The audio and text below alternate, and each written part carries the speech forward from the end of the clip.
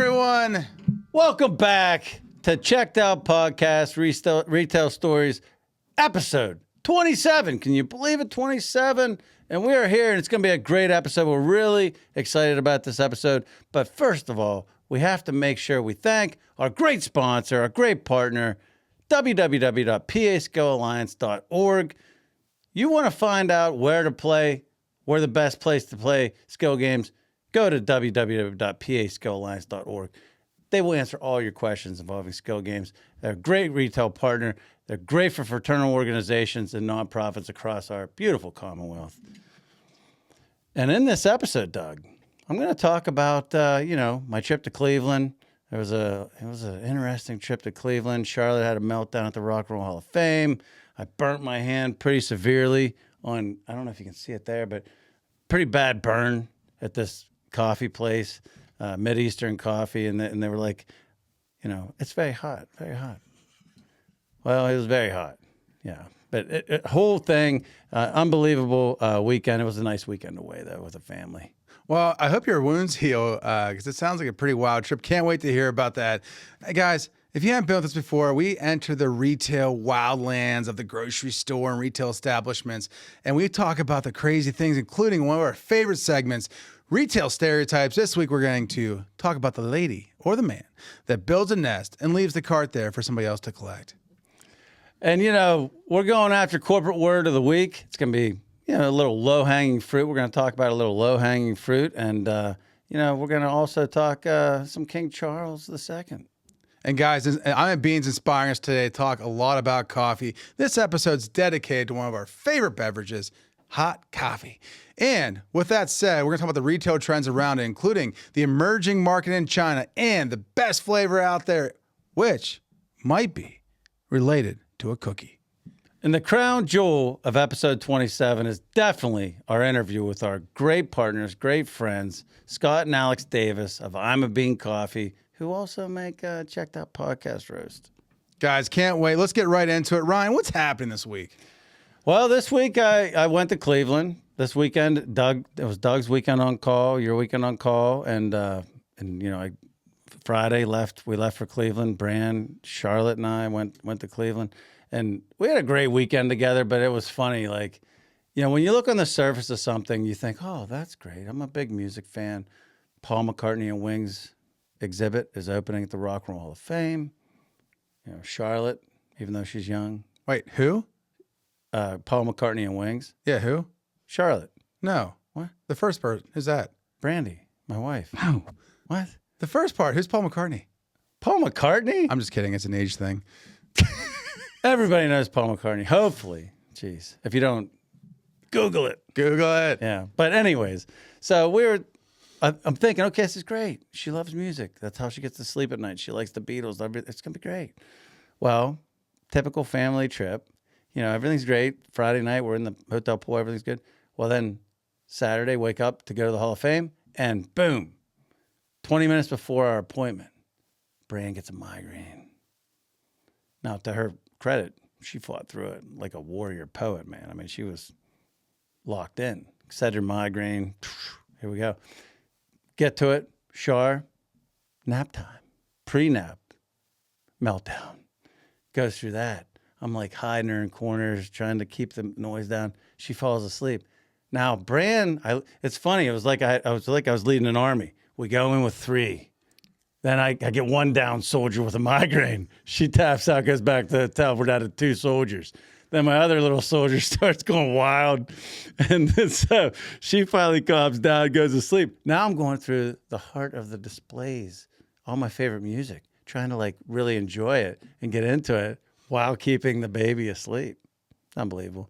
Then I burnt my hands getting coffee. And, of course, I rushed to the bathroom. We're in the inner city Cleveland, so couldn't get into the bathroom. I literally had, crazy burns. Then we go to the counter. The lady's like, here, right here. Instantly, hands, burn cream. Seems like that would be a problem. Why would that be instantly available? It obviously happens quite often. It's funny though. You think about the lady that actually burned herself on the coffee. It was so hot at McDonald's. She got $1 million. That's crazy. It's that hot. Here's a question: was it at a machine or is it an espresso machine? Because espresso machine coffee, if it's espresso, it's super hot. You know what? I wasn't paying attention. You know, I mean, you know, it's like, you know, when you're pumping gas at the machine, you're not showing up 2 months earlier to make sure they're putting in the tanks correctly. I just like to get the finished product. So, I mean, all I heard was, hey, sir, it's very hot. Well, you know, I walked down the stairs. She had it filled to the, like, brim, and I take one step down the stairs, and it spills right here. I mean, you can see that red mark. Yeah. I mean, it was crazy, but yeah, it was funny. And then on top of all that, we're staying at this hotel right on the lake, beautiful, and it was the marathon. The Cleveland Marathon was going on, and the finish line was right outside the hotel. These people run 27 miles. Did you know that? Yeah, marathon's 26 and a half. 26 and a half miles. Here's the crazy thing: these people are running 26 and a half miles, and then they're like walking around. They're like walking around, all around the hotel, all around the facility. They're walking around, having coffee, drinking a couple beers, having a good time. I'm thinking to myself, if I just got done running 27 miles and I somehow made it, I would need hospitalized. Like, I wouldn't be able to just, like, it's funny, man. They're just like, oh yeah, you know, slap each other on the back. I mean, think about it. If you and I tried to run 27 miles. Oh, I'm having a heart attack at first. You know where that's from, right? The marathon? No. No, so way back in Greece days, it's 26 miles from Marathon to Athens, and the guy ran it, screamed victory, and died. Literally died. I mean, that's great information. That's I wouldn't make it even halfway to Athens. I'd have to send a text message to somebody and say, bro, just deliver the message. It ain't worth it. Not doing it. It was an interesting trip. It was one of those things that, like, we felt like at the end, Brand and I were both just like, that was good time away as a family. But, you know, we just went through it, man. Well, it's funny how you talk about, so what people don't realize is we started this about a year ago where we take every other weekend and we cover for each other, which, you know, is really, and it equates to about, we still only get about a quarter of the weekends off in a year because there's always stuff that happens. But it's funny, when you go away, it's like the stars align and like the horseshoes form. My luck is so bad on your weekends off. I am there holding my phone on 3 chargers, waiting for the world to end. And it's always something, it's like, you're not going to believe what happened. Anytime somebody calls you from the store and says, you're not going to believe what happened, you knew what happened. You knew somebody made a bad decision. They covered it up and they got to the point where they can't get by without you fixing it or making it a thing. So when we started to work together on Leechburg, for like 5 weekends, like they'd be like, you're not going to believe it. I forgot to check the temperatures. Next thing I know, the cooler's 1,000 degrees. You wouldn't believe it. I'm like, I've been doing this for 20 years. I do believe it. I'm going to kill you. I'm going to kill you. And they're like, wait, what'd you say? I'm like, nothing. I'll be down right away. I'll be super happy. But then Ryan's always like this. Yeah, having a great time in Cleveland. I just listened to the Wings. This is amazing. And I'm there like, yeah, 15th case of the weekend, Ryan. 2 stores. You're not going to believe it. I'm here again fixing stuff. So now I've learned my lesson. I go down Friday. I'm like, check temperatures? Yeah, well, we're going to check it again and for the 3rd time. And we're going to make sure that everything's perfect. Well, you definitely have gotten the short stick as far as, you know, the draw of the weekends and what happens on the weekends. There's no question about that, which, I mean, you know, I'm sure it'll even out in the end. But I will say this. I wear these to work for a reason. And the reason I wear these muck boots to work, because you're knee deep in well, yeah. But honestly, like, there's been like 4 times on the weekend. Michelle at Leechburg, shout out Michelle, one of our office managers. She can vouch for this. She said for a while there that, like, we were like hexed or something, you know, because like literally there would be some kind of a pipe or water or something that would rain and the flood, it would back up in that produce room, the rainwater or whatever. I don't know. Something comes up through the pipes, floods the back room, box crusher, everything. So I was literally standing in my sneakers and ruined a couple pairs of sneakers and like all feet are soaked and all that. So finally I was like, you know what? For my weekends on call, baby, muck boots. You know what that was? I'm going to sleep in these things. That was the roof drains. The roof drains, pipes are so old, they broke, and that's what caused all those back floods. Oh. It never made it to the ground. It was just the sidewalls. So we've solved the problem? Yes. Yay! For now. Okay. Well, guess what, guys? It's time for...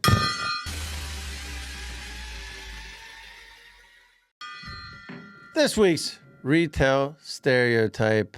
Doug, I'm going to let you lead the way on this because I got some good input, but I want to feed off of what you're saying. Valid. Yeah. This week, guys, we're talking about the people that build this massive cart. It's almost like a bird building its nest for the babies.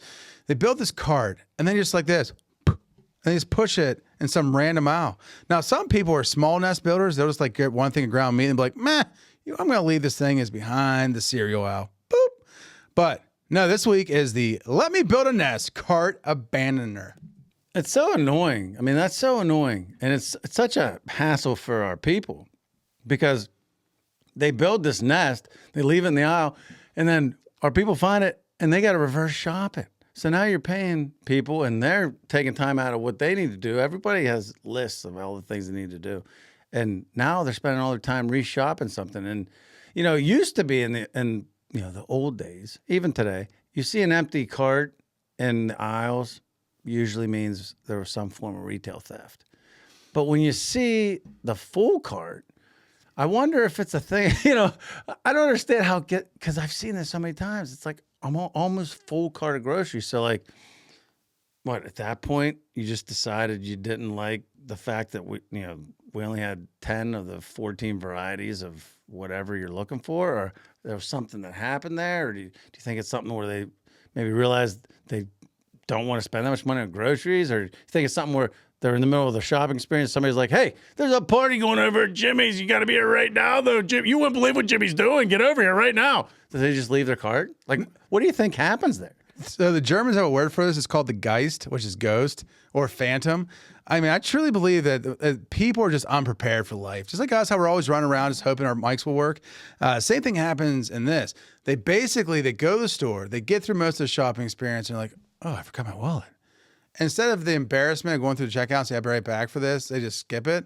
Sometimes it's a family emergency, but for the most part, I think there's some people out there who are just real sadistic. They're like, I'm going to leave this cart in the aisle 5.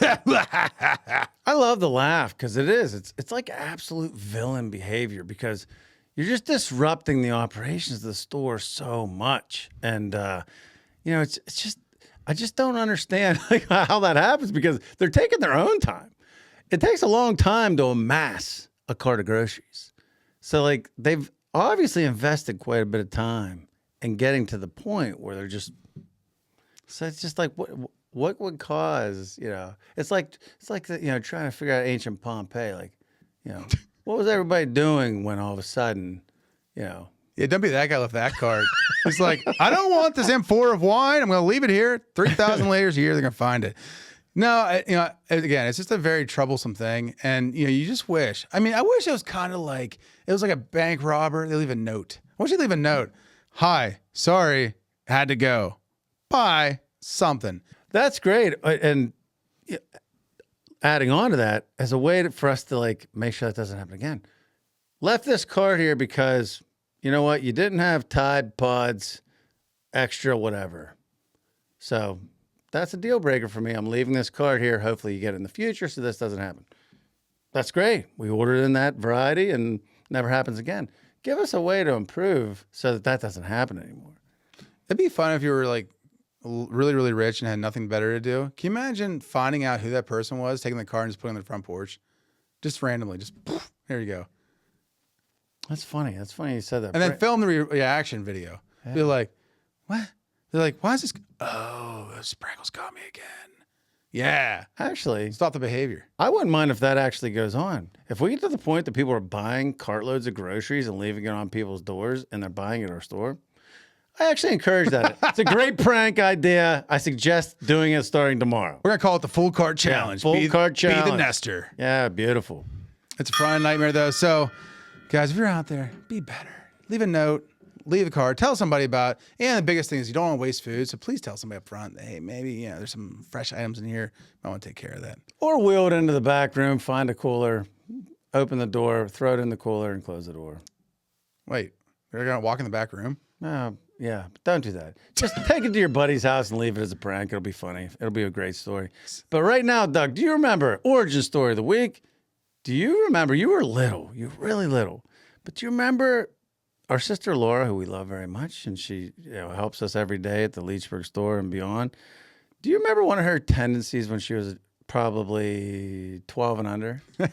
I've been waiting for this because literally I flash back to the Bel Air Hotel in Prescott Isle, Erie, when Dad used to go to the big food show and Laura would play the most high stakes game of pole swimming you would ever experience, where literally 1 second can mean she's under the water and can't swim.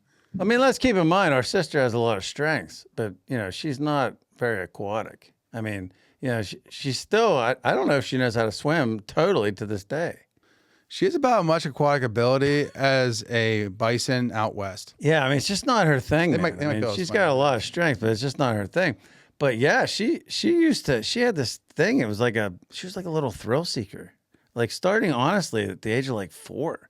She'd just be like in a social environment at a pool. We were always going to these parties where there was pools and of different kinds. Some were above ground, some were below ground. Some you looked at the water and you wondered if it was a pond. Some, it was varying degrees of pools.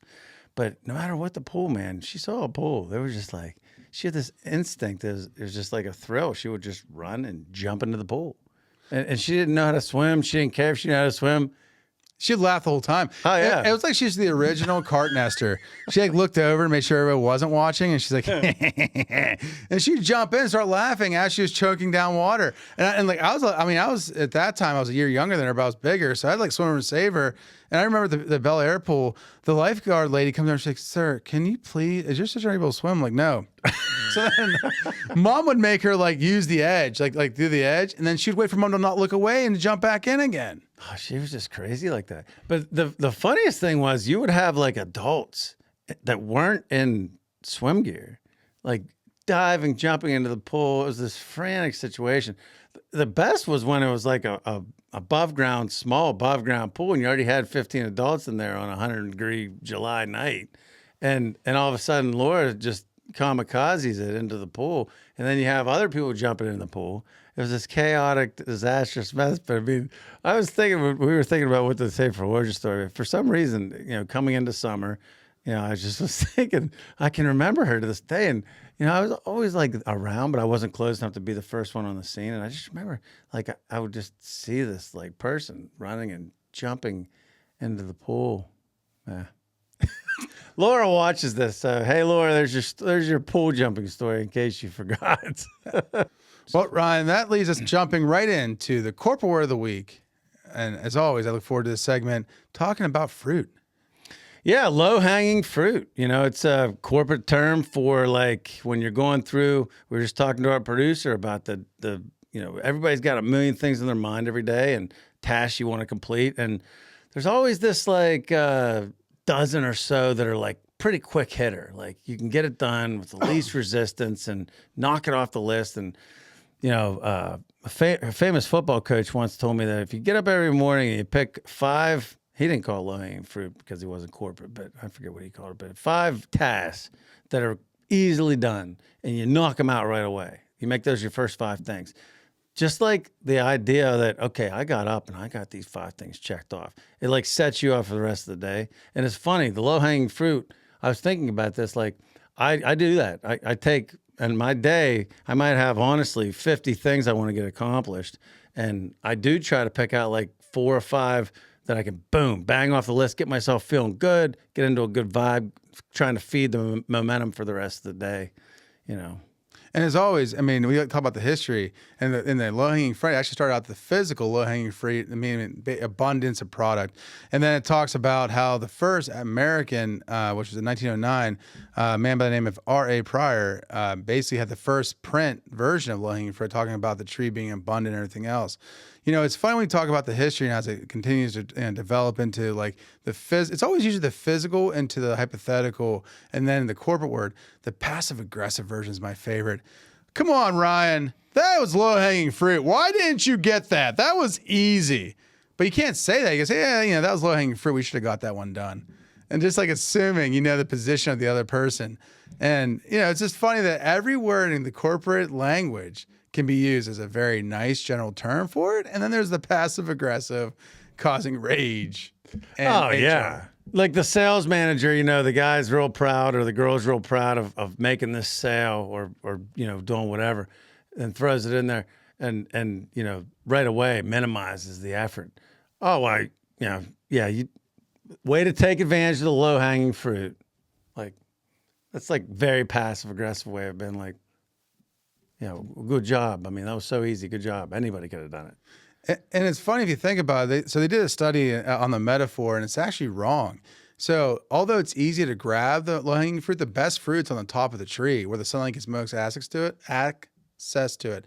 It basically allows it to be sweeter, riper, and a better fruit. So the ones that are closest to the ground become bruised and actually are bad fruit, but from an access point, easiest to get to. In 1992, it came full circle. That's when it first started really being brought up in corporate world. There was a whole progression before that of people using it in various ways, but like the corporate world kind of took it in the early 90s and it became part of corporate lingo, and it still is today. I mean, like I use it like, oh, that's low hanging fruit. Let's get that win. I use it that way. Like, okay, here we go. Let's try to come up with a plan. What can we do the quickest to make the most impact? Okay, these are low-hanging fruit. Let's go after these things. Let's get these things done, and then let's just build from there. I'm glad you're so positive. I mean, you I try to be. Yeah, you're a positive guy. I'm thinking, man, this low-hanging fruit, we need to do some pruning. Let's make some adjustments here in the staff. We need to get rid of that low-hanging fruit. But no, it's fun. It's a great word. It's being used. And one last thing about it is I enjoy the fact is that the corporate people love things they never do. Like, let's talk about farming. When's the last time you picked up a hoe? I mean, for a lot of people in the corporate world, it might have been the night before. I mean, for me, it's been a while. I mean, I've been married for 25 years. Great metaphor. Well played. But guys, super excited. We're going to pick up the mic. We're going to talk to our friends, Alex and Scott Davis, about their coffee brand, how they built it from nothing to something, and how it helps impact local communities, and talk about the food chain, the flavoring, and how it helps Sprankles become a very prominent brand in the community. We are here with our friends at Ima Coffee Company from Canning, Pennsylvania. Father-son duo, Scott and Alex Davis. Thanks for joining us today, guys. Ready for you. Thank you, guys. Guys, welcome to the show. Really appreciate you joining us. Super excited about the beans in the store, the branding opportunities. So much to talk about. But let's start off. Tell us how you guys went from your careers to, today we're gonna be roasters and coffee bean guys. Well, I retired, so I had nothing else to do, but Alex has a job. So it kind of started all the way back during COVID. So like Dad mentioned, I'm in the supply chain industry, focusing on produce, getting it from growers to stores. And as you guys know, during that time, it was very uncertain. Business had changed drastically for everybody, and I had a lot of time on my hands. So I had begun to work on a drive-through shipping container drive-through coffee shop. And I mentioned it to Dad and picked his brain throughout putting it together. Further into COVID and further into uncertainty, I put it on the back burner. About a month or two goes by, and Dad mentions to me, instead of a brick and mortar, have you thought about having a brand or just having a label? I said, no, I really didn't. And so that's kind of uh, that question led to a conversation, and that led to Ima. And that's how we got to where we're at now with you guys. That's amazing. From the inception of the private labeling. Now, did you guys start out with that, or did that come eventually later with the private labeling? What happened was, to get this started, I Google searched coffee roasters in Western Pennsylvania, and I came up with a lady in Erie. And I went to visit her, and I told her what I wanted to do, and she goes, "You don't want me. You want Joe down in West Middlesex." So I'm driving down 79, and I called Joe, and I said, "Hey, Joe, this is Scott Davis, and I'm starting this coffee company. We need someone to roast coffee for us. Are you interested?" And he goes, "Yeah, I'm at work. Why don't you just swing off exit, whatever it was, and come and see me?" So I did, and so I got to visit his plant and things like that. And then Alex and I both went up to meet him, and he kind of fell in love with Alex and what Alex had on his mind and the generation of all that. Not so much me, but he related to who I was anyhow. So to start us off, he said, "Come up, I'll teach you how to roast. You can use my roaster." And I said, "Okay, that sounds like a good idea." And he says, "By the way, and if you can't make it, let me know and I'll roast for you. But we don't do this for everybody. But since you're starting out and we like you, we're going to go ahead and do it for you." And I said, "Okay." So we do two things. We have a 500-pound every 15-minute roaster, which is 2,000 pounds an hour, which we very seldom use, hardly ever use. We don't, they do. But they have a 40-pound roaster, and anything 40 pounds and under is considered a small batch roaster, right? So that's what we pride ourselves after, is small batch roasting and things like that. If we ever get to the point where we need thousands of bags, it's there for us, but we use a different type of roaster, a much smaller roaster for that. And that's how we got involved with the coffee, and that's how we found the source that we have. So when we place an order, we buy the green beans through them, through their growers, which is in Colombia, Ethiopia, Vietnam, those type of things. And then we can go up and roast, or they'll roast for us. Well, it's my favorite coffee. Now, I'm not just saying that because I know you guys and you guys are in our stores. It's my go-to coffee. I mean, and the dark roast is amazing. First, I gotta ask you, like, with the label, it's such a catchy label. Like, it's such a catchy. It sticks out in the store, and it's just so clean, as the young guys would say. It's a clean label, in their ways, And how did you come up with the name, and how did you come up with that catchy, clean label? That's Alex. Yeah, sure. So, as far as the colors and the layout of the bag, my idea was for anybody to walk down an aisle, and in the sea of labels that we have, how would it stick out the most? And my thought was, why do we have all these graphics? Why do we have cityscapes on coffees? Why do you turn it over and it's got a whole story, a song and dance about things that really don't even pertain to the coffee? So we went super minimalist. We color code everything. That way, if you're going to the store and your wife is the one who usually shops, she can say, "Doug, get a green bag, get a yellow bag." And it can be as simple as that. But then additionally, you can see our logo stands out nicely against the colors, and it looks good on the shelf, like you mentioned. So thank you. And as far as the name goes, how do we be relatable, right? I am is kind of what it stands for. And so I am coffee in the morning, in the afternoon, in the evening. That's funny. That's why I like it so much, because I really am that.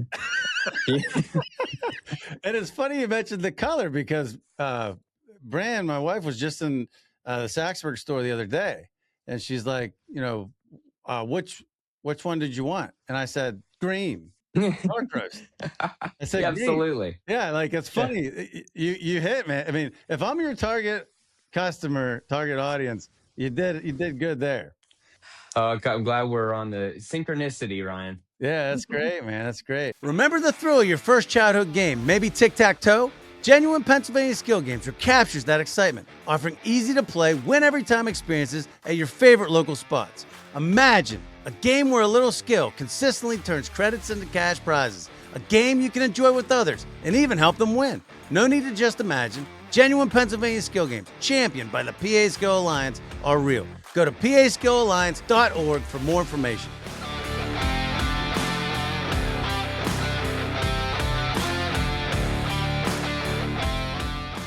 So, Scott, let's kind of go back in time a little bit. Most people when they're 17, 20, 21, they're just thinking about, like, going out after the girl they like, or, having a beer, trying to smuggle beer, whatever it might be. You started young, and you started business young, and all that experience helped you to be able to bring to the table what you brought to the table to kind of, we've talked about this before, avoid some mistakes in starting a business. So just for the people out there, give a background of the businesses you started, what they were in, and how you got from there to here working with your son? Let's start when I was 21 then. When I was 21, I worked at the Somerville brick plant in Somerville. And they were coming out with what they called a handy brick, which patterned after the old Z brick looking stuff that's stuck on your walls. Every kitchen had it. And they tried to make a wood grain one. But the wood grain was running the wrong direction for the product. And my girlfriend at the time, soon to my father-in-law, had a Sears and Roebuck tools in his garage. And I said to him, why don't we make this brick out of wood the right way? The grain's running the wrong way. And he did. And so we made up a display, and I took it to a couple lumber yards, and I quit the brick plant. We moved from a one-car garage to 5,000 square foot, and then we moved from 5,000 square foot to 40,000 square foot, part of PPG plant in Ford City. That's how I got down this way. And then bought another 40,000 square foot. And by the time 2001 came along, that was back in 1982, then I got out of that part of the business and started a mirror image one up in New Bethlehem, PA, doing the same thing. We were manufacturing kitchen cabinetry at the time. And then after that, in 2009, I decided to retire from all that and started helping people. Did a lot of financial ministry with our church, and businesses would contact me. Quite a few people would contact me and say, hey, I want to start a business, but I don't know how. So I'd help them cuddle along, and some are still viable and some just didn't work out, you know what I mean? And so today I do some business consulting and kind of wanted to help Alex. I don't know if it was Alex's dream or not, but we started this coffee company and we're set to grow it. Now, Scott, I know it's interesting because you have the same mindset as our father, Randy. He was, entrepreneur. He always wanted his own business. Started at the deer shop. Later on, he moved into the grocery game. It's funny as the son, like Alex and I obviously share that same second generation kind of culture. Talk a little bit about that work-life balance. How do you go from being the dad to being to being a partner in a business? And how do you guys wade through that? Sometimes can be struggling. I don't see it struggling because Alex knows everything techie that I don't know. It's pretty black and white. You know what I mean? Our roles. I think that is what helps us navigate through this together too. Is Dad and I have a great relationship by default outside of business, so that's number one. But two, like Dad said, I believe in working with people and allowing them to focus on their strengths. I'm not interested in your weaknesses. I just want your strengths. And a lot of Dad's strengths are a lot of my weaknesses. And due to industries and passage of time, I think the same can be said for him too. So yeah, with our defined roles help us get through it. That's how it is with us too. It's funny to hear you say that because that's how it is with us. Dad had his and still has his rules and things he's real strong at. Doug has his. I have mine. They're very different. And so most of the time, because we all stay, in our lane, so to speak, we end up being okay. It's where, like, for us, it's where other people kind of drag us into the other guy's lane. And we don't recognize it early enough and realize we're in the other guy's lane. And then all of a sudden, it gets wild. But it's super hard. Hopefully you guys avoid that. No, it's super hard to build a business by yourself. Oh, it's impossible. It's very difficult. And I guess it's interesting. The biggest takeaway from being successful with business and family, stay in your lane. Back in my day, whenever I went to see Commodore Homes, I did a handshake with a purchasing agent and it was a done deal. Well, those days are long gone. All those people are dead now and I'm older and that's not the world today. And I do not know the grocery world like Alex does because that's his business. And if it wasn't for Ryan, who picked up the phone at the very beginning and said, yeah, I'll talk to you about your coffee. And then you guys let us put it in your stores. You actually helped us, me especially, understand the grocery world because I had no idea what it was about. Well, that's been a great relationship because I'll tell you, I've drank a lot of really good coffee as, you guys' appreciation for for us having you in the store. So, it's been a great run. I've taken my coffee game, thanks to you guys, up about 5 clicks. Thank Oh, you. that's great. That's awesome. So, guys, as we talk about the transition, we've seen obviously we're big fans of your social media as well. We've seen this hyper localization in your branding by basically now they call it white labeling or white bagging for people that want to do private labeling for it might be a wedding, it might be Susie's first graduation, a fundraiser. Talk a little bit about how that process works, and is it helped the margin? I mean, what was the biggest benefit that you saw to switching from like a Sprankle's large volume situation to more of this micro localization branding? Well, here's how we get into that. I have my Ima Bean Coffee brand in a grocery store up in Brookville. And I went to one of the local meat markets and I put it in their local meat market. Well, this brand here was on their shelf for a good couple months. And the owner called me and he says, I'm not sure what's going on with your coffee, but it isn't selling here. And I said, well, it's not for everybody. And I think I talked to Alex and I said, do you think it looks mass produced? Like maybe our brand, Ima, belongs in grocery stores with all the big boys.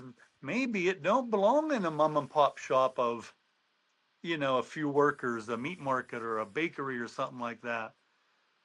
So I went back and gathered all my bags up and I private labeled one on a craft bag for them and took it in and it flew off the shelf.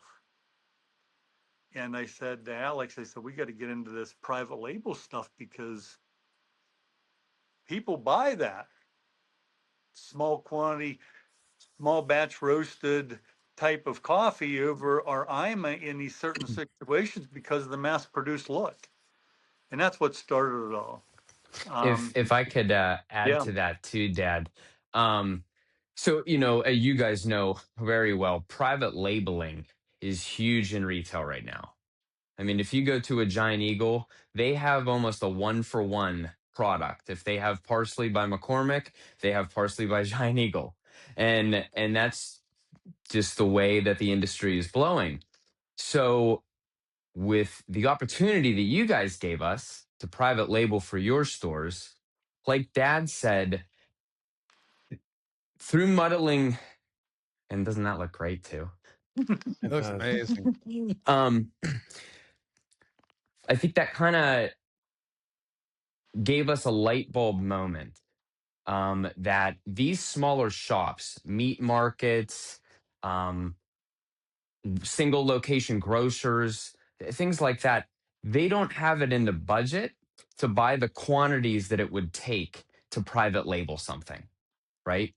But because of our, say, buying power, we can navigate all that for them. And now Moe's Meats has their own butcher's blend and so on and so forth. And so it's really allowed these smaller mom and pop shops to add another item to their own stores at really low cost compared to if they were to try to take this on themselves. Absolutely. And I'll tell you, it answered a question for us. It solved a problem for us because, to your point about private label, it is becoming more and more and more important because people that are shopping any brand, they want to fully become immersed and engage in that brand and with that brand. So more things they can get a hold of that's their brand.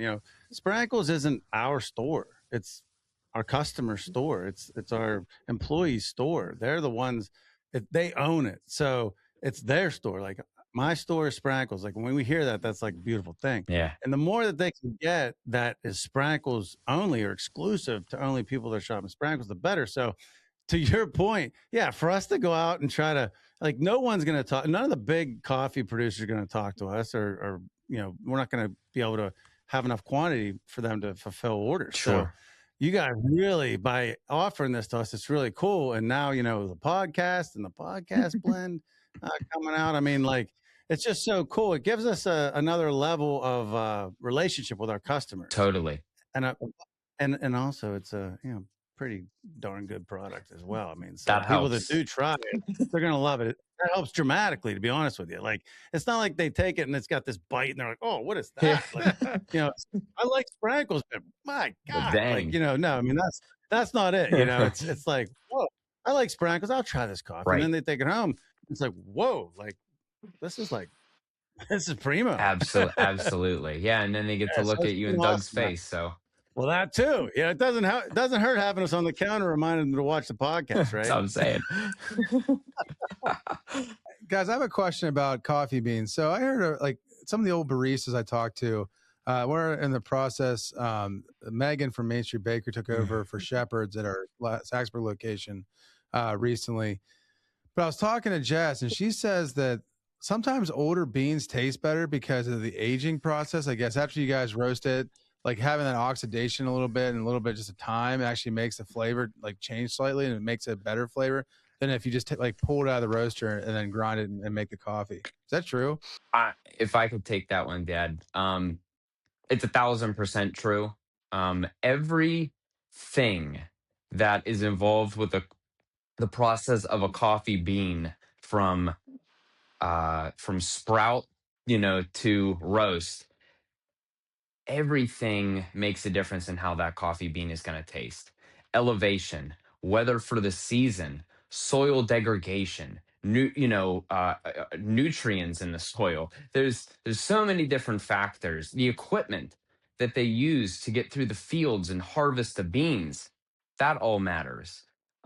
So yeah, I mean, as far as an aging process goes, could it make it better? It could, but there's no guarantee in that. Now, question about same thing with the coffee, because I always like to ask myth questions and questions about coffee to the specialist. So is it Copa or Kopi Luwak coffee, the coffee where the cats eat it and they collect the beans? Have you guys ever have you heard of this? We can't afford really that. a real We can't afford that. Like I want to be the guy that's there and be like, "Hey Ryan, see that cat over there? Yeah. Go grab those beans. I have an idea." Somebody with a cup has to follow the cat. I mean, isn't it amazing? Like the crazy, and we're going to talk about this a little bit later on in the episode when Ryan talking about the history and retail trends, like this hyper specialized coffee universe where people, they want something different, so they're willing to literally try cat poop. Yeah, literally, if you market it right, they'll try it. I can see it right now. Hey guys, I'm gonna give this away. You like and share, you get a chance to get Ima coffee that has went through Diego. Can you imagine that? And then show a picture of Diego with the bag beside him. Processed by Diego. The only beans in the world processed by Diego. Oh my God. Only ask for the best. Ask for Diego. Oh man, that's outstanding. Listen, that could be your Christmas blend coming up. I'm on it. Absolutely. It could be, man. Diego would try it. I know that heats anyway. Yeah. I'm not sure actually for dogs. I don't think coffee's great for dogs. Last question. Have you guys done any customized infusions for people when you're doing your roasting process as far as flavors and profiles outside of the normal hazelnut or basic? Have you guys experimented a little bit with the flavoring? As far as a flavored coffee? Like a hazelnut. Yeah, like a hazelnut coffee, Christmas spice or anything along those lines. Yeah, you know what? Last Christmas, I did a vanilla. I think Ryan's wife suggested I try a vanilla. I used her for a lot of advice. And it wasn't a big seller. Not too many people liked it that I gave it to and things like that. It might have to do with us not flavoring a lot of beans and things like that. But it's funny you mention that because there's a couple things that we're going to try in the future, and that's one of them. We'll do it on our own. Right now, we're reliant on someone else flavoring the people that we buy our beans from. Well, we're going to start doing that on our own. We'll have more control over that. And it'll be fresher too. So if I can make a suggestion, do you guys know what the number one new hottest coffee flavor trend is? Oh, I can't Google it fast enough. Burnt cookie. Ooh. Burnt cookie because of especially in dark roast, because almost like that the acidity and everything else is the number one hottest flavor right now, trending in the coffee market. That's interesting. Very interesting. We'll talk about that more. Yeah, that's interesting. It's funny. I'm not the guy for flavor. My favorite flavor of coffee, it's going to be a shocker, is coffee. I like the flavor of coffee when I drink coffee. If I want to have vanilla with my coffee, I get something vanilla and I have it on some kind of a tart or syrup. whatever with my coffee. Like the coffee this is like Seinfeldish. The coffee is the coffee, and then whatever goes with the coffee, it's a beautiful thing about modern day. I can buy whatever products I want to complement it and have it with it. 1,000%. It's funny. I'm like old school in that way. I think Scott and I have had that conversation before. I just like Yeah, well, coffee. Doug, I got to tell you a quick story about time. I'm in an open house and we have our Ima Bean everywhere and it's on our table and we're giving coffee away and people are complimenting me and this lady comes up and she got a cigarette in one hand and she asks for a coffee with her free hand and I give her the coffee and she literally stands there with it in her mouth and as she's talking it's going up and down and she's going like this with a sugar packet, rips it open, dumps it in. About the fourth sugar packet, she dumps it in and stirs it up. And then she said, "Do you have any flavored creamer here?" And then she's telling me that she knows good coffee when she tastes it. And I said, "Okay, what do you think of this?" Well, there's no taste to it, after all that, but that's pretty good story. Ryan calls those honky tonk sweethearts. Oh my! I love it. Man. I love it, man. I love it. I love it. Those are the kind of stories and things that happen to you that make you just happy to be alive. I mean, really. I mean, that's you had to have just been like just what is What a happening moment. right now? Well, Scott, the stereotypical customer is pretty special. Obviously, you guys have a social media presence. You guys have a website. I love your website, by the way. It's super well done. It has a great feel. It's very accessible. It's easy to move through. Alex built the website, by the way. Oh, gorgeous. Yeah, It's a gorgeous website. he worked with the guys that built it. I didn't do too much of anything. See, back to the lane, though, Scott. You talked about this before. The key to working together in the family business is everybody has a lane. You're right. And that wasn't my lane. See, it's funny. In my world, in the old days, my father would be like, I'd be working on the website. He'd be like, "What's with this picture? And why'd you use blue as the main color?" I'm like, dude. When Alex designed a site with simplicity in mind, that people can go on and they will upload their own picture on a label. Here's the fundraiser we're doing with 60 athletes in New Bethlehem. They designed their own label. And we did a fundraiser up in Armstrong here, and the kids designed their own label. You know what I mean? Wow, that's really fun. It's fun for Really the kids. cool. They got involved in it, and they're selling coffee for the fundraiser. Yeah. That fundraising business, we've grown our hoagie fundraising business over the years. Multiple family members have taken it over at different times. My wife actually started it with Dad, and then Doug at one point came back and took over Leechburg store, and he elevated it. And it's just kind of like went from one step to the next. But the fundraising business is such a huge opportunity, and actually, we just refocused our fundraisers. But that has to be, you have to be crushing with fundraisers. Actually, we just right? started this year with the fundraising. We launched our website early last fall, and then people started uploading labels for Christmas. And then we got into baby showers. They're uploading a sonogram with the baby, and they're uploading baby is brewing, with a picture. And then once we get the order and the design, we're more than happy to call them if we need to, and say, hey, we have a suggestion for you or something like that. But normally they design their own label and we just print it, roast it, package it, and ship it. Well, your label making and creativity is great. I always look forward to all the stuff that you do with like Charlotte and with our family. It's kind of cool how it's kind of neat when you do that. We always appreciate that and think that's pretty cool. And it's always a big conversation. It's fun, in the house. Ryan. We're making coffee fun again. That's cool. That's cool. I think that the website is a great starting point for us. It's fairly easy to use. And what's great about it too is you don't necessarily need to use the custom creation tool that we have. You can You can go on Photoshop and create something if you want. You can go on Microsoft Paint for all we care, you know. But what's great is you can upload that then. Whatever you create externally can just be uploaded and be printed within a matter of minutes. Oh, that's a great feature. It is, and we're very sensitive to what we print. In fact, some guy called me mad because I wouldn't print his ex-wife's picture for him. He said, Ron, Oh, wow. I didn't even think about that Brian, potential. it Oh, was a little wow. risque to begin with, and I'm thinking, are you serious? And it wasn't full nudity, but it was partial. And I sent him an email, Oh. and I said, call me at this number. And he called me, and he was so mad. He says, I want you to print that. And I said, why the urgency? And I found out it was his ex-wife, and he wanted to send her a picture on a bag for her birthday. Oh, man. That I is didn't do it. amazing. Oh, you just opened up a whole new, I didn't even think about Could be a that. whole new I'm glad- market. Hopefully, We lost that sale. yeah, hopefully one of my uncles isn't watching this. He's renowned for getting back at exes. So Now, guys, when you make $1 million off this idea, it's yours. But the Ima Bean roast, and literally it's roasting somebody on the bag. Oh, the roast, that's great, Ryan. Yes, That's it's yours. fantastic. the Write that roast. down. Write that It's down. gift. We got this. We got student of the week. That's cool. Now that's a little nicer. That's yeah, friendly. that's nice.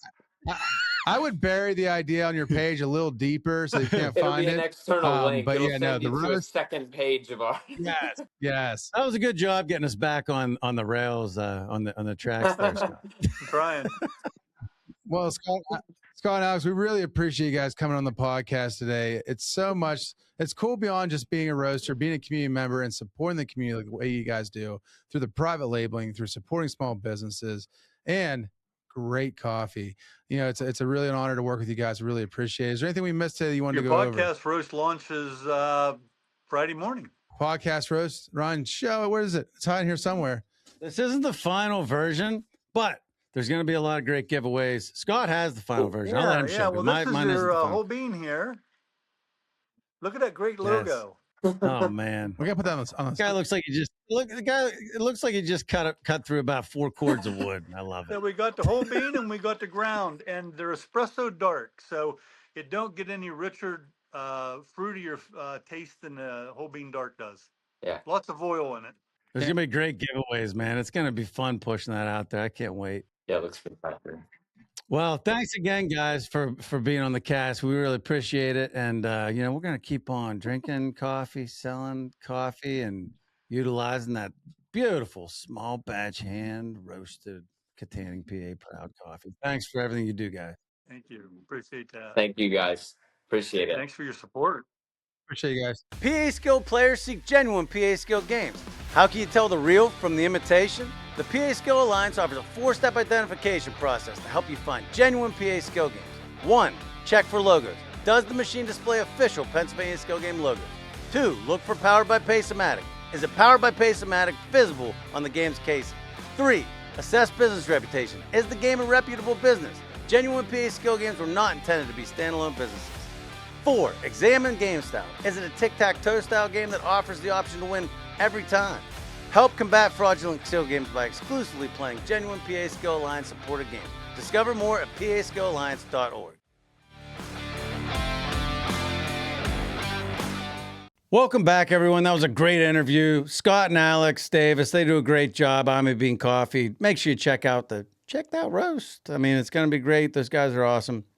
But it's time for one of my favorite segments, Retail Stories from Around the World with Doug. Guys, this might have just been a blip on CNN, but this is a huge, huge story.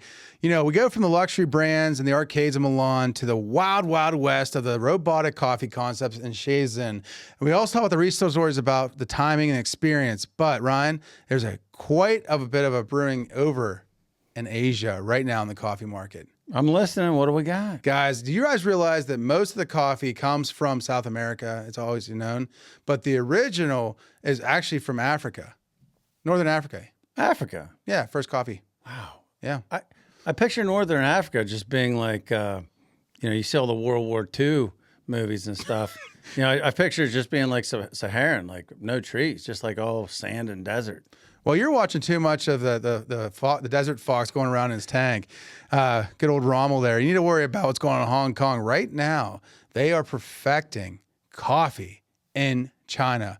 And let's think about it. What happens in China perfects manufacturing, growing, production. They take over the market. With over 1 billion people, it's building customers. They are now in the coffee market, not just from a roasting standpoint, but origin coffee. That can't be good for deforestation. Oh, valid point. Seriously, like. So it's crazy though. So, you know, what people start out, they don't realize is that coffee isn't just like, it all of a sudden goes from like one guy to Starbucks to 7-Eleven. What happens is it starts out as a niche thing, basically a niche thing where people start growing coffee and they want that exclusivity of having that one weird origin source. But then it becomes mainstream as production ramps up. They hire more people, grow more crops. Next thing is a global leader. So we could see in the next 10 years, the South America is shifting to China. Wow, I wonder what they're going to do in South America. Well, they have an industry that's already leading. It's not bananas. Little South American flour. Yes, sir. Wow. So, yeah, so we're talking about, you know, same thing. So it's a big deal. And the global powerhouses like Walmart and 7-Eleven are keeping their eye on it. So basically what happens is the local bean becomes the new hot thing. Then corporations like Walmart, like 7-Eleven have to compete. So they start adjusting their coffee format to meet that flavor, that profile. And so eventually you're going to see Chinese coffee origin in 7-Eleven within the next 10 years. That's wild. It won't just be a big gulp and a thing of like, is this a little weak or is it coffee? Like, when was it made? How burned is it? Like, that's actually kind of nice. You'll be able to be at a random truck stop in New Jersey and get some primo coffee. Oh, it'd be great. But like, you know, the first time I noticed this was there's a Polar brand out there. Polar is a Chinese brand. Pumpkin. Canned Chinese pumpkin. You know what? I saw that a couple years ago when I think there was a shortage or something. The pumpkin shortage. Yeah, so we got in this Chinese pumpkin. I mean, let's face it. I mean, whether you grow a pumpkin in China or you grow a pumpkin in, you know, New York, it's going to be a pumpkin, right? Oh, no. But from the global enterprise situation, if you start giving away all your best stuff like the pumpkin in the fall to your competitor, eventually they're going to mass produce it and put you out of business. Yeah, look at England. They gave us all their best moves, and then we were like, hey, we got our own country coming here, baby. 250 years later, we're like, we're still here.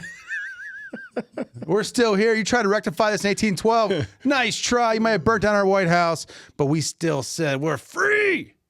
Well, we are free, thankfully. And, you know, so is Hong Kong. They're free to make their own coffee. They're going to make a lot of it. So let's just see what happens. I mean, maybe it'll be good. I mean, I haven't had any coffee I really don't like. I mean, Egyptian coffee, yeah, that's good. South American coffee, that's good.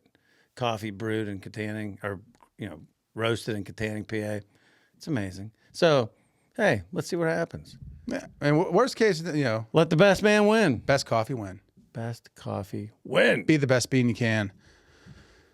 Well, now it's time for my retail story, Doug. And I don't know if you knew this story, but the origin of the hashtag Save on Meat shirt.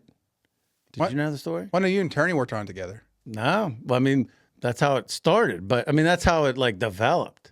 But the idea was I was at a Pirate game. I got tickets to a Pirate game. I was there. I'll never forget. I was on the third base line and I was up a ways. So I could see, I was like right at the top of the first deck, you know, so I could see what was happening everywhere. And in between innings, I was just sitting there, you know, having a beer, had peanuts in hand, just watching the game, looking at the city view. All of a sudden, I hear over the announcement, it's time for the Sheets t-shirt toss. Oh, that's interesting. So I looked down and, you know, in the first few rows, in the first section, you know, you got all the corporate guys, you got all the people in from town, like on business that just wanted to take people to a game. You know, it's the expensive seats. And there's a bunch of, you know, interns and kids on top of the dugout with the guns like you have and just blasting these shirts. And I'm watching the crowd reacting to this. And all these dudes and dudettes that they're knocking down 100 grand each, all these people, you know, and they're like jumping over each other, trying to grab these free shirts. I'm like, huh. At the time, we wore polos. We had nice polos, green polos, very professional. Had the IGA label, Sprankles under it. And I was just thinking, man, for those people to be that crazy over these shirts, and then they were shooting it at these ball teams, you know, the whole team. Everybody's all excited about these shirts, these T-shirts, simple T-shirts. So I'm like, wonder if we should have a simple T-shirt. So, you know, at the time, you know, Dad was very adamant on the professional look. You know, we're a small store. We're trying to beat these professional stores, so we have to look professional. I totally got it. And you were kind of on that mindset at the time, and I understood it. I was always more rogue as far as the dress and stuff. But like at the time, at the Katanning store, I'd taken over the Katanning store, and I was like looking for new ways. You know, it was more of a laid back crowd there. And I'm like, okay, let's see what'll happen here. So I wanted to get a T-shirt, and I'll never forget. I walked in to Turney Luke's 700 shop, hopefully a future guest, by the way. But walked into his shop there in downtown Katanning, and I really didn't know him at the time. And I'm like, hey, you know, I'm new running the store in town. I'm Ryan Sprankle. Nice to meet you. Introduced ourselves. And I said, I need a T-shirt that shows off our store that people are going to want. And he's like, well, what are you trying to tell people? I said, you know, they can save on meat. You know, we want to sell a lot of meat. And I said, well, here's my idea. And I'll never forget. I said, I want like maybe a small logo here, just a plain shirt. And on the back, maybe, or on the front, say, you know, save on meat. And he looked at me like I had 10 heads. And he's like, no, you don't want that. I'm just like, first of all, I mean, customer's always right. Like, well, this guy's pretty forward right now. You know, like we barely knew each other. For him to like be like somebody coming in and saying, I want my steaks cut 1/2 inch. And me be like, no, you don't. You want to cut. I'm not going to tell this guy how he wants his steak. So, you know, but I said, okay. I said, so what do you think? He's like, simple. You want people to save on meat. You want them to know they're saving on meat. You want kids to buy this shirt. He said, hashtag save on meat, big on the back, your logo on the front, maybe a steak on the sleeve. You're going to sell a ton of shirts. People are going to love these shirts. And I'll never forget, I'm like, I didn't trust it because it was so far different than what we talked about. And I said, okay. I said, order me in 5. He's like, well, that's going to cost you a lot of money. I said, yeah, but I want to make sure. I want to see it first, get people. And I'll never forget. He orders in, comes in. I get it out. I take it home. It's accidentally just sitting there, like with my stuff, like in the corner of the kitchen.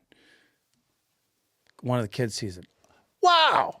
They're like, where'd you get that shirt? I want that shirt. I'm like, it's a you know, mock-up. You know, we're thinking about maybe doing a little rebrand. They literally took 2 of them, and then I took it to the store, and I didn't even have a chance to say, what do you think of this?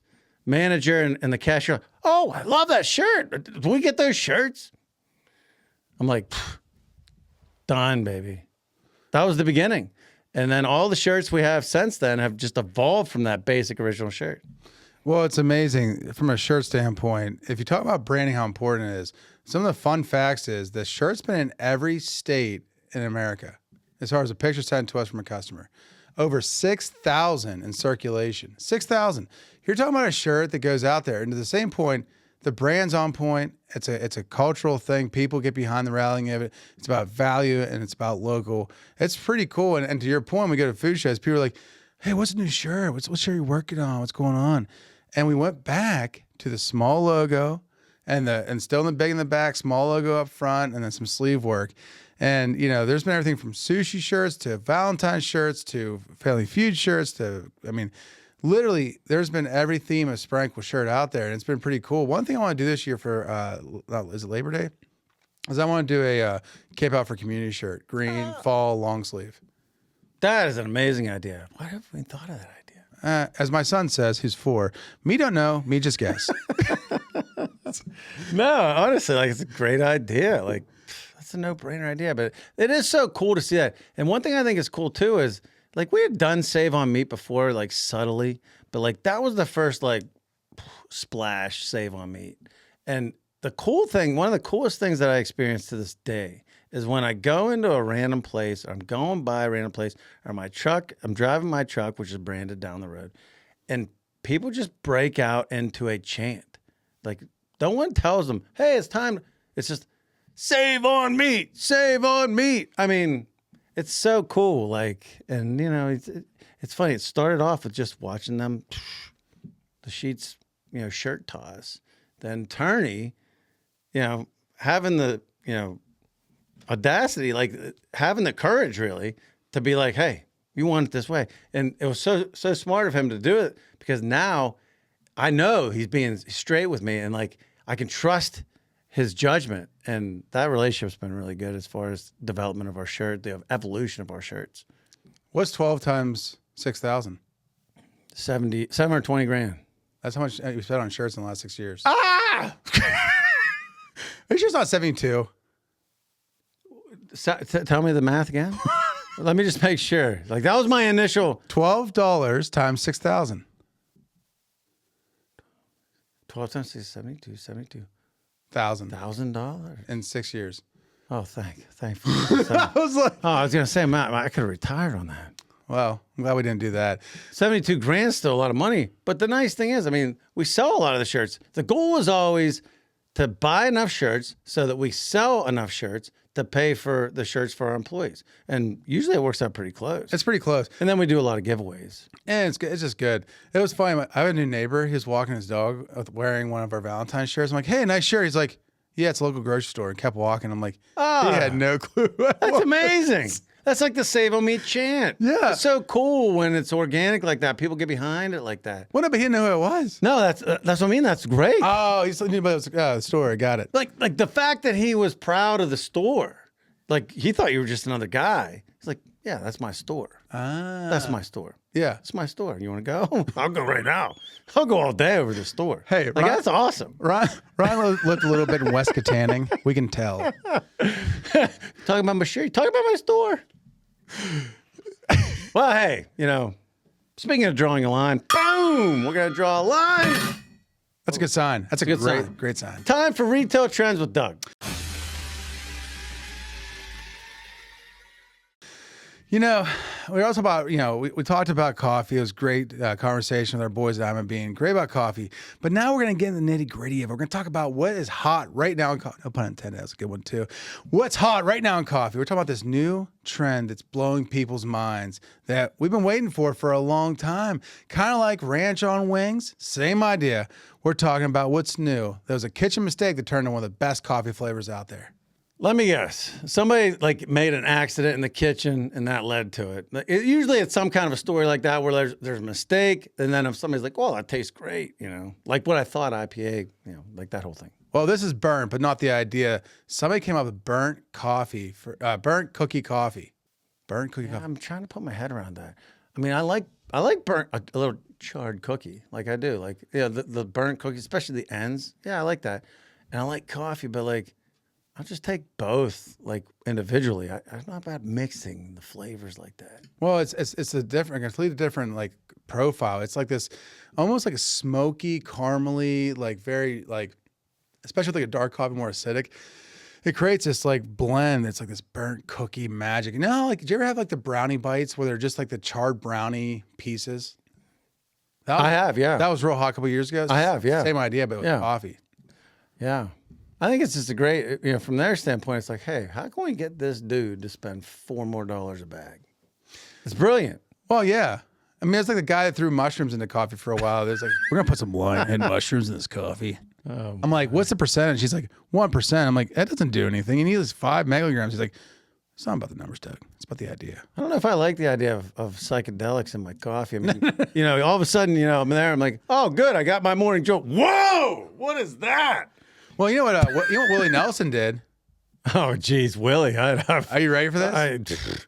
Nothing would shock me. Alcohol replacement drink that is infused with high amounts of THC. So it's like liquid THC, but in like a drink format with flavoring, and like, you know, one shot's like, you know, 10 megagrams, whatever. But if you drink the whole bottle, unlike alcohol, you're gonna be ripped for days. All I'm thinking about is the song, I'll never get high with Willie again. Well, that's a good song. Yeah. Do you know Dad met him once? Yeah, at a hotel in Chicago. Early in the morning. What was he doing? They was getting coffee. Drinking coffee. Yeah. Is that- Dad said I said, what'd you say to him? It's like I said, oh hey Willie. He's like, oh hey. That's so amazing. And they had a conversation, like, where are you from? Where are you headed? So what do you think is going to happen I fast? said Willie was really small. Well, he's not a big dude. No, but I mean like really small. Like short, very thin. Like really small. Well, you know, like dogs, man. Big dogs die in 5 weeks. Like little dogs live to be like 100. No, Willie's been partying every night since like 1953. I mean, he makes Keith Richards look like, kid, you got a long way to go here. I mean, think about that. Getting ripped every night since 1953, and he's still performing. That's pretty magical. And the thing I like is people are like, "Oh yeah, I saw Willie. He was way off key." I'm like, he's 95 and he's partied every night for 50 or 60 years and lived a rock style life. The fact that he's still able to even know the lines and the verses, you gotta give him. I mean, let's not critique what note he's in. If he's not in G at the right points, I mean, let's give the guy a pass. Let the man cook. Yeah, let the man cook. Let the man cook. One question before we move on. What do you think is going to happen first? Chinese coffee at 7-Eleven or the burnt coffee flavor? Or burnt cookie coffee flavor? Burnt coffee for $100. Hopefully not burnt cookie coffee. Burnt cookie coffee for $100. Yes. I agree with that. I agree with that. So, Ron, as we're moving into my favorite segment with the bag of brownness, what's in there this week? Well, this week, right on cue, and this, again, not sponsored, not paid, not because they're our guests. Literally, because if you would take a camera into my house right now, I'd probably have you arrested, to be honest with you. I don't know, maybe, depending on how nice you were about it. But if you did and you checked it out, you would see none other than, boom, I'm a dark coffee. And, it is amazing. And the Checked Out Podcast Blend Coffee, which is actually a mixture of the dark roast with actual espresso beans. The Checked Out Podcast roast is literally the dark roast Ima mixed with pure espresso beans. And it's amazing. But this is my go-to right now, to be honest with you. Like I haven't had that too much yet, but this is what I drink every single day. And it's literally so good that. Listen to the crunch. I mean, you can eat it. It's so freaking good. I mean, smell this coffee. Seriously, smell it. Be honest. That's freaking coffee, man. That wasn't a bean. How'd you make a crunch without making it a bean? It's not a bean. It's ground, guys. Hey, I got strong teeth, man. You can use my teeth to. It's an old school, like one of those. What's the thing they use in medicine? A beaver? No, the thing they use to like crush medicine. I don't know, but I don't like that hand signal you're giving me. Well, Ryan's over there giving hand signals. I want to talk about the history of coffee a little bit. Did you know the original coffee was from a goat herder, an Ethiopian goat herder in the highlands? One day noticed his flock becoming energetic. They wouldn't sleep after eating these red beans. He took the berries to a local monk who threw them into the fire, calling them an abomination. The resulting aroma of roast was so captivating, they raked the beans into embers, ground them, and discovered that in hot water, the first cup of coffee. Well, that just solidified it. I don't only think of Egyptians for pyramids. Now, I thank them. Anybody that's Egyptian out there, thank you for providing us with this. You realize that's like two different parts of the continent. What? They're not close. Why? What? They're not even close. Really? No. You're talking about the point and the horn. No, they're like right next to each other. Yeah, like Pennsylvania's next to Florida. Oh, that's right. Ethiopian is on the west coast. Yeah. They're both African. Is that bad? Is that bad to say? No, that's all right. Let it roll. Let it cook. Honestly, like Ryan and the original coffee, it was actually eaten not into a cup of coffee. It was actually eaten, the beans were just eaten. And then eventually through trade and everything else, it becomes put all around the world. And then King Charles in the 17th century banned it. He banned coffee houses. And then Americans were like, you know what? We're going to throw your tea in the river and start making our own coffee. And then bam, next thing, world. We're mowing down coffee as we speak. And you're literally eating coffee, giving weird hand signals. Mixed messages today here at It's the so podcast. good, man. It's so good. So good. I mean, it's such a great. I mean, coffee's great. I love coffee. Big coffee fan, but this dark roast is so good. Oh, so good. I can't wait for tomorrow morning. Actually, I'm already looking forward to tomorrow morning. That's a lot of beans here. You're not gonna sleep tonight. What happens when you eat it? Does it like enhance? Yeah. Really? Oh, it's like 10 times. Oh, wow. Yeah, think about it. You're eating concentrated coffee beans. You're not brewing it. You're not watering it down. You're not putting it into a roaster. Like think about it. Like you roast like a little thing that big, Yeah. like a big pot. You just mow down a handful of coffee. Well, I start to feel the effects of my dark roast coffee. Doug, boom! It's time for your retail story of the week. Well, as always, I share childhood trauma. So one of the first jobs I had delivering groceries at the store was during college, and not only college, during high school, I would deliver groceries after school to the neighborhood and the surrounding areas. And there are some few stories that stuck out with me. One was, and it's never the winter. It's always summertime. There was a customer that, lived a little differently. There was goats in the living room and, the things wandering through the house. And, so I'd get there and Dad always taught me that it's all about customer service. You got to take care of the customer. And so I took that to heart. And so started off, I'd deliver these groceries and I'd empty the litter box and, take the goat out for a walk. And I did all those things. And then one day I was there and it was like a movie. So I walk into it was like an old split, it wasn't split entry. It was just an old one rancher. I walk in the back door delivering the groceries. The customer's there in the kitchen. Oh no, she's not in the kitchen. She's in her room. So I can see back the hallway. She's in her room. And I'm there and I'm like, hey, I'm here. Where you want the groceries? Oh, sweet. Just come put it on the kitchen table. Put it on the kitchen table. I said, okay, fine. I'll put it on the kitchen table. Take the goat out, take the cat litter and get rid of, and by the cat litter out, like walk to the field line and just dump it in the field. It wasn't a very in-depth process.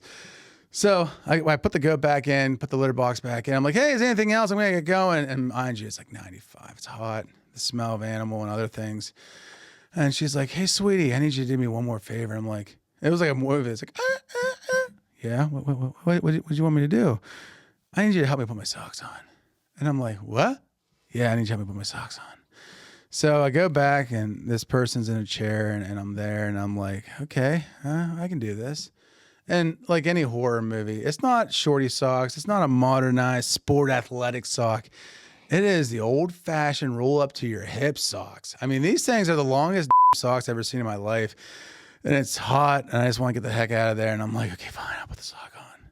So put the sock on and I get up like past the calf part and I hit something. I hit something hard.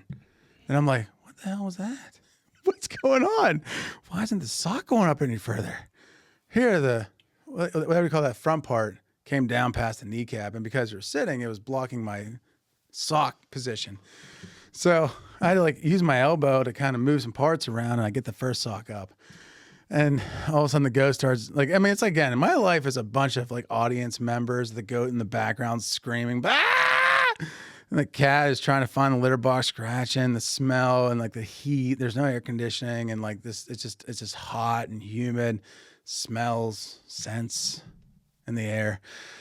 So I get the next sock on and I get done and she's like, sweetie, thank you so much. Have a great day. No tip, no nothing. Walk back out to the truck and I'm like, okay, thank God.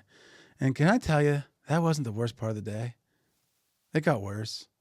You're familiar with the Leechburg high rise, 1965. I think Kennedy was involved with the building erection.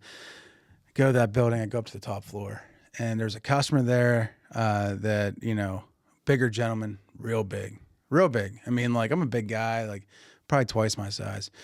And there's no air conditioning in that building because before air conditioning, they had heat, they didn't have air conditioning. So I go up to the thing and there's always just that thick smell of just human flavoring. Open the door and he's there and he's like, hey, bring the groceries in. And I bring the groceries in. And it was to the point where like I had to like train myself not to breathe through my nose, like just kind of the mouth breathing. And I'm like, yeah, here you go. Throw him on the counter. He's like, hey, he's like, and I look over and like it's one of his efficiencies and he's on his bed and all he has on is whitey tighties. Just whitey tighties. A naked ass man over here, whitey tighties. I'm 16 years old trying to deliver groceries. And I'm like, yeah, what's up, bud? And he's like, you like Dolph Lundgren, right? And I'm like, what? He's like, yeah, Dolph Lundgren. he has Dolph Lundgren playing on his like this micro black and white television or whatever it was I was watching. And he's like, yeah, he's like, do me a favor. Sit over there on that chair. I need to write a check out. And I'm like, check? He's like, yeah, I got a check for it. And I'm like, so then he starts balancing his checkbook. Meanwhile, I haven't breathed in like a minute. I'm like a deep sea diver, free diving through this mess. So I'm there and I'm like, you know what? Don't worry about it. Don't worry. You're a great customer. We'll get the check next week. He's like, no. I always pay my bills. Sit on the chair. So I'm sitting on the chair and I'm like trying to like not to die. I'm holding my breath, but like it's a lot. So we finally get through the process. And I start feeling it. I make it out to the hallway. I grab a bag out of the cart and into the bag. And it was so loud and so violent. This poor old lady came out and she's like, "You all right?" I'm like, "Yeah, it must be something I ate." She's like, "Aren't you from the Sprankle's grocery store?" I'm like, "Yeah, like it must be something I ate." And I put the bag in. And the worst part about it is not only did I get through all this, I had to go back and reshop her order and pay for the groceries I just damaged. So, yeah, that was my childhood grocery trauma. You just brought back trauma that I had too. Oh my. And yeah, that's a lot. I just brought back, I went through the same exact thing. I didn't put her socks on, but I remember just avoiding the Mendoza line in eyesight and not looking below, like the chest level, because I didn't want to see what was hanging down there. Genuine PA Skill Games, powered by Pacematic and supported by PA Skill Alliance, are dedicated to fostering growth throughout the Commonwealth. These games have been instrumental in supporting local fraternal orders, fire companies, bars, and retailers by keeping businesses operational, maintaining employment, and funding community projects. With over 5,000 communities across Pennsylvania, it's highly probable that genuine PA Skill Games are working hard behind the scenes in your area. They ensure the vitality of our main streets, restaurants, bars, and stores. By supporting PASkillalliance.org, you are investing time in your community, employing your neighbors, and contributing to local nonprofits. Together, we can help keep Main Street open for business.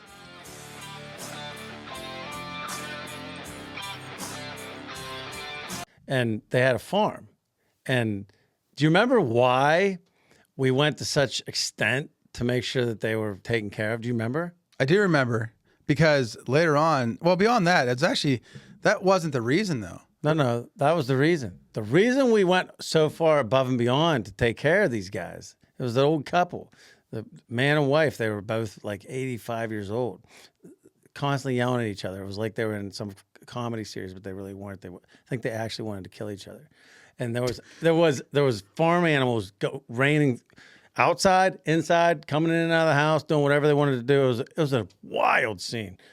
But the reason that Dad was like, "Hey, whatever they need, you guys better make sure you take care of these guys," was because they, at the time, Dad was starting out at one store. All of his marbles were in one barrel, so to speak. And he literally, these guys would be like, "Hey, last week this developer for Walmart approached us. We said we love Sprankles, so we're not going to, pursue anything with Walmart. But, they did approach us." And whether it was a bluff to get extra services like what you just said, or whether it was serious, Dad didn't want to gamble on it because it was everything he had.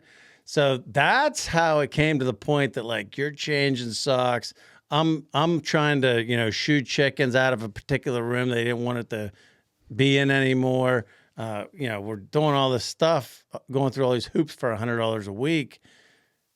That was the reason they had the leverage point, at least in Dad's eyes, of, hey, if you don't take care of us, And just like Santa Claus, nobody told me this, and they just told me to go be a nice guy.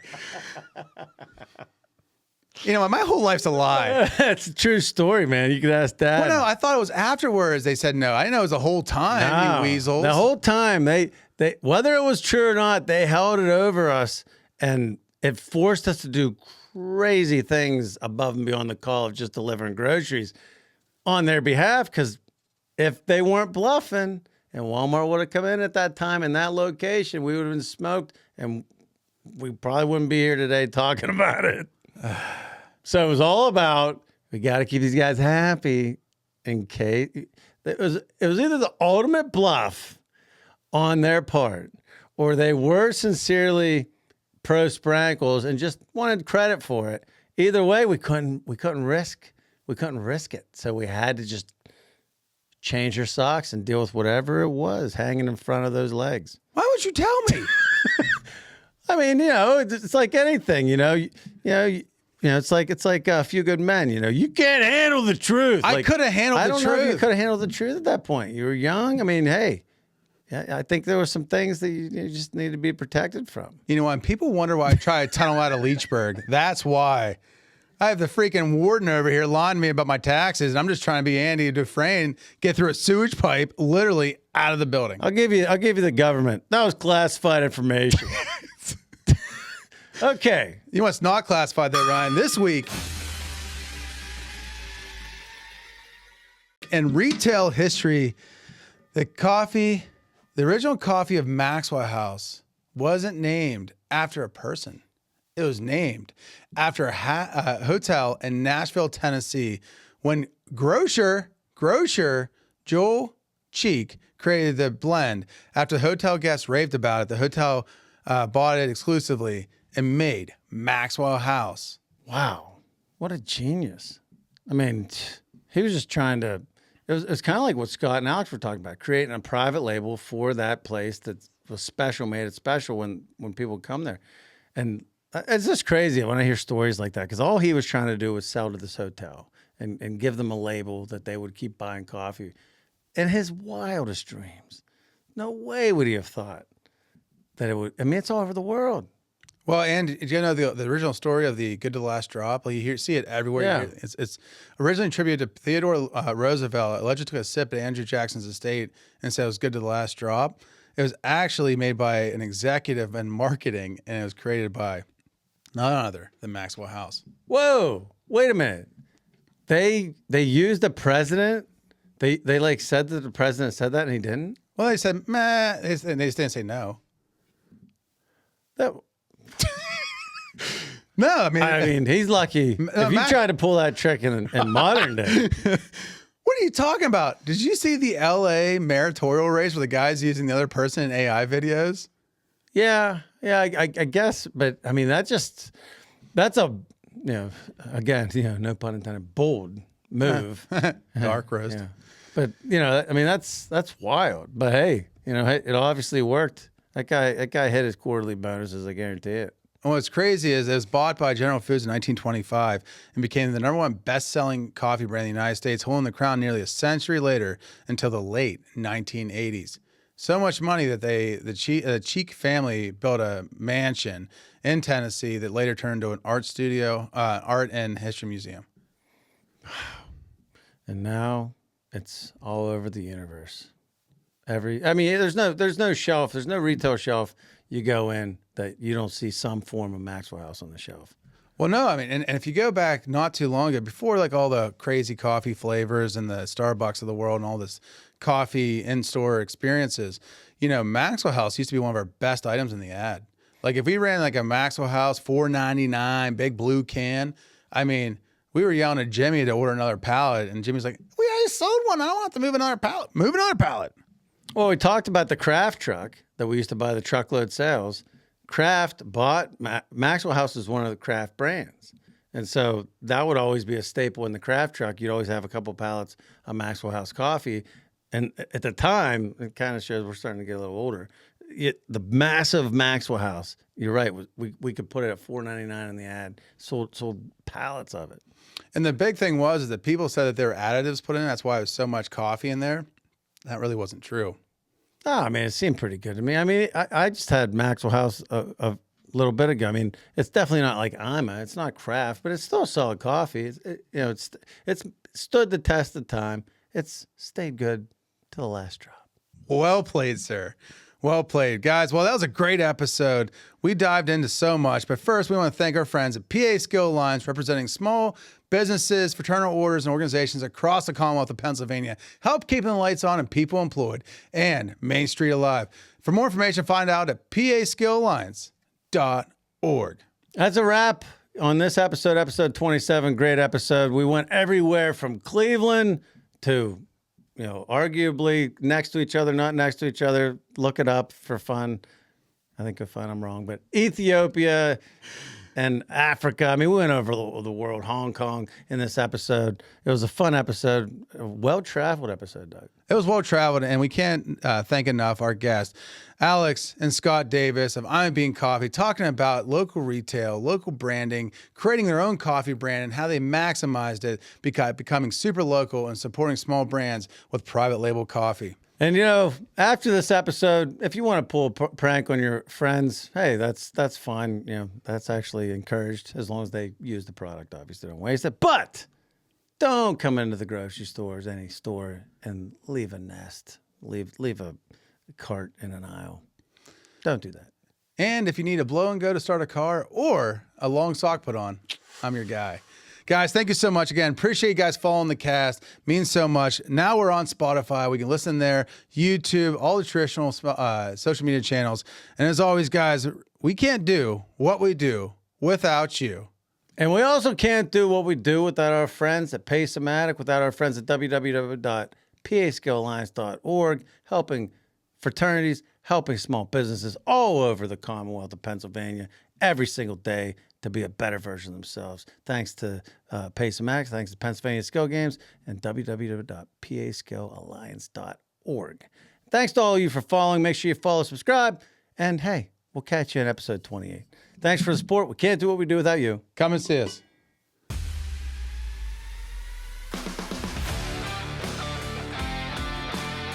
Everybody has to sweep. I actually used the brim as a microphone today in a video. I drop kicked an A-frame sign. I was so glad it fell too, because at first it didn't, and I'm like, oh my. I kicked it pretty hard. I know it was. No, I used to do resilient. that. I am 40 now. It was resilient. Okay.